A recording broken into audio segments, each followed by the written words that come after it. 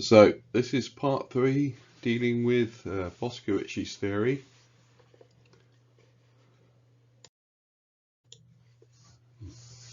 Carrying on from this book that was published in 1941.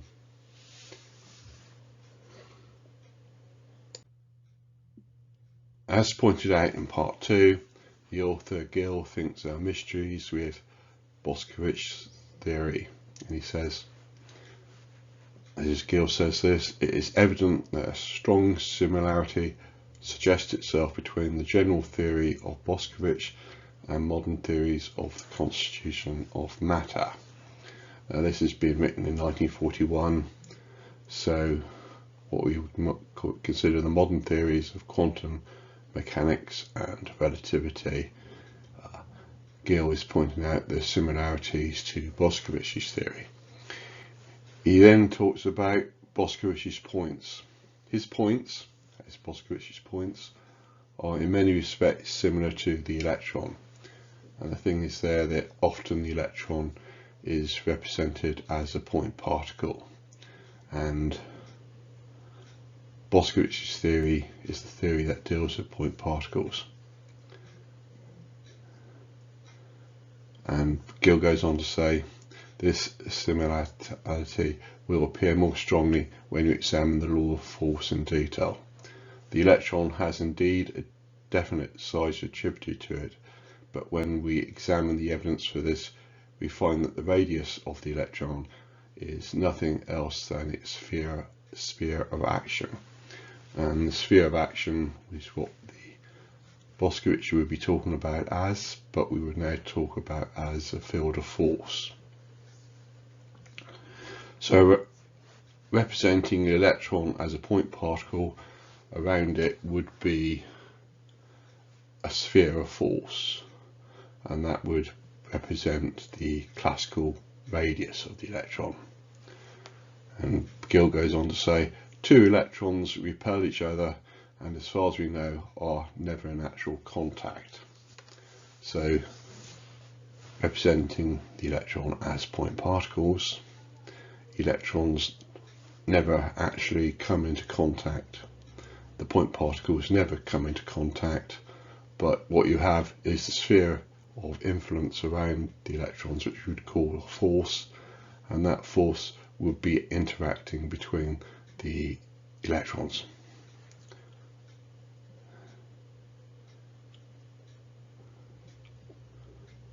And he goes on to say more about that. And he says the same is true of most of the other constitutions which we now suppose to make up a particle matter. So you're representing particles of matter as point particles. Gill goes on to say, therefore in dealing with the physics of Boscovich, we may, like modern scientists, or modern physicists, simply accept the hypothesis laid down by him without attempting to picture to ourselves the way in which these forces act. His theory, which is Boscovich's theory, might have been looked on as somewhat naive 50 years ago. This is 50 years before 1941, but today, which he's talking about is 1941, when the problem of reconciling the apparently contradictory claims of a wave-like theory with some sort of emission theory has to be faced. And the emission theory would be the particle theory. So you have this particle wave duality. And Gill goes on to say it affords the basis or the broad outline of such a reconciliation. Its value, instead of being lessened by recent discoveries, is enhanced. This is true especially in the theory of light, and as we shall point out, it suggests a simple solution of one of the gravest difficulties too often overlooked, presented by wave mechanics itself, the interference of very feeble radiation.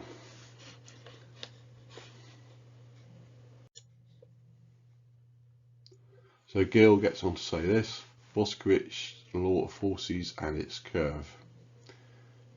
He says it's not supposed it's not to be supposed that the forces attributed to the particles of matter by Boscovich are imaginary. And I don't really like the word imaginary because it suggests the imaginary numbers, and that's presumably not what Gill means. Gill goes on to say, if there are particles at all, they must involve forces of this kind. When a spiral spring is pulled out beyond its normal condition of equilibrium, the particles tend to return to their former positions, or in other words, the particles attract each other. When the ends of the spring are pressed together, as soon as the pressure is released, the spring expands back to the same state of equilibrium. The particles repel each other. Boscovich saw in these three states the foundation of his theory. When the spring is in its normal state, the particles are at such distance from one another that they neither attract nor repel. When the spring is pulled out, although the distances increase, the particles attract each other. When the ends are pressed together, thus forcing the particles nearer, they repel each other. So you can think of Boscovich's theory in terms of a spring, and the ends of the spring are the particles. The spring can try to push, repel, or attract, and there is an equilibrium position where the forces are balanced out.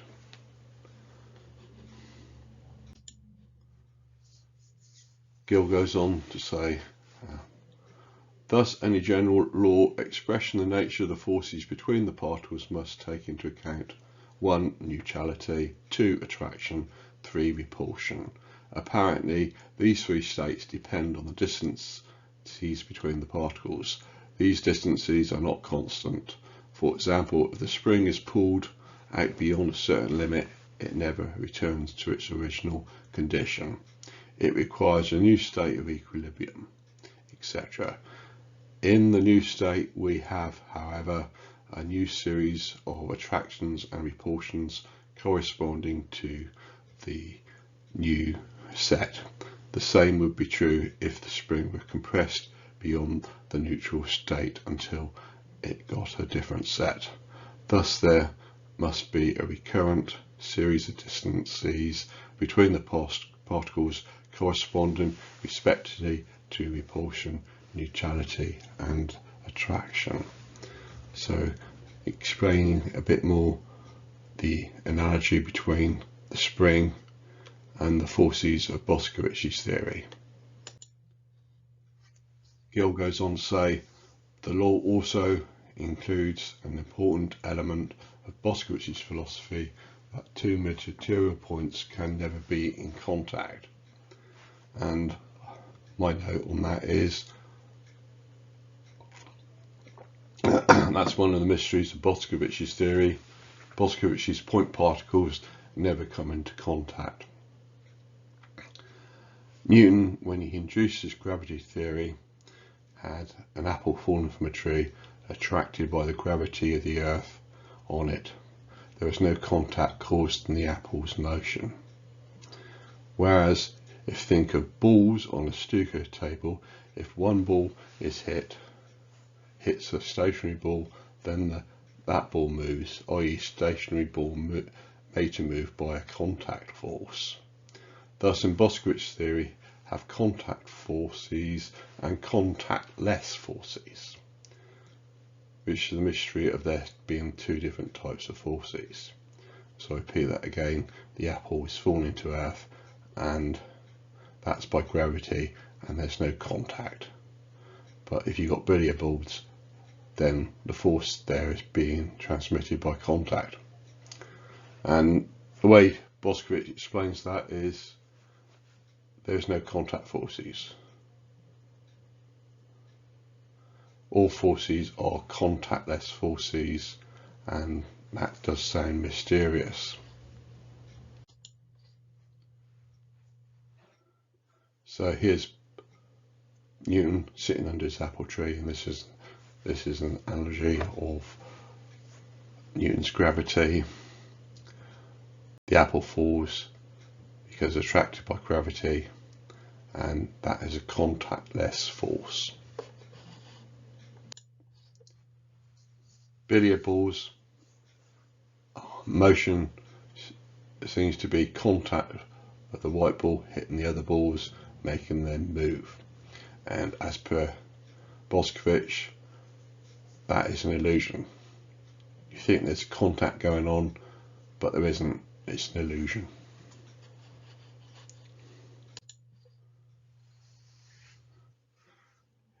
If you look at one billiard ball hitting a stationary billiard ball, causing it to move, then it looks like there has been contact.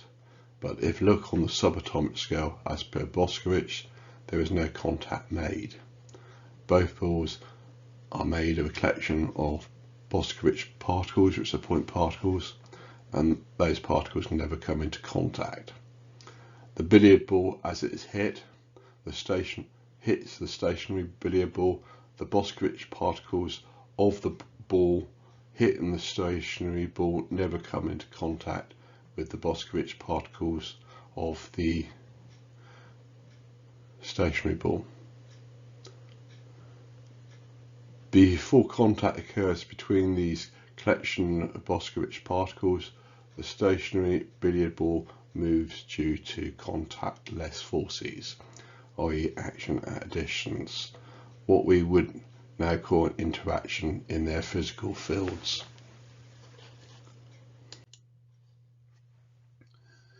Gill goes on to say, perhaps the greatest achievement of Boscovich was to realise that the laws governing particles at minute distances from each other are different from those which come into play when the distances are very great. Modern physics now takes this fact for granted, i.e. modern physics is based on Boscovich's theory. Now, going by this book, by Kip Thorne, he's supposed to be an expert on relativity. He's going to say the following. It's considering this setup of a person standing on the Earth, and the Earth being represented by a sphere, and two balls thrown into the air on precisely parallel trajectories. If they were able to pass through the Earth, they would then collide at the centre of the Earth. So you're dropping two balls, and the balls are not falling parallel, they are converging to a point at the centre of the Earth. Of course, in real life, you couldn't drop balls like this. The Earth would be in the way. But this is what would happen if the balls could fall through the Earth. And this is what Kip Thorne says. As the balls fall into the Earth's tidal gravity squeezes them together in the same way as it squeezes your sides if you are a falling astronaut. The strength of the tidal force is just right to make both balls fall almost precisely towards the Earth's centre and hit each other there. Now comes the payoff of this thought experiment. Each ball moved along a precisely straight line, geodesic, through space-time. Initially, the two straight lines were parallel, approximately parallel. Later, they crossed. The balls collided. This crossing of initially parallel straight lines signals the curvature of space-time, and that's the way Einstein's general relativity is representing it. From Einstein's viewpoint, space-time curvature causes the crossing, that is, causes the ball's collision, just as the curvature of the globe caused straight lines to cross in that figure. From Newton's viewpoint, tidal force is causing the crossing. Thus, Einstein and Newton, with their very different viewpoints on the nature of space and time, give very different names to the agent that causes the crossing. Einstein calls it space-time curvature, Newton calls it tidal gravity, but there's just one agent acting, therefore space-time curvature and tidal gravity must be precisely the same thing, expressed in different languages. So what you got here is Einstein is talking about it from one language and Newton is talking about it from a different language, and really they're just talking about the same thing, just in different languages. Kip Thorne goes on to say, our human minds have great difficulty visualizing curved surfaces with more than 2 dimensions. Therefore, it is nearly impossible to visualize the curvature of 4-dimensional space-time. Let's carry on, skip on to the next bit.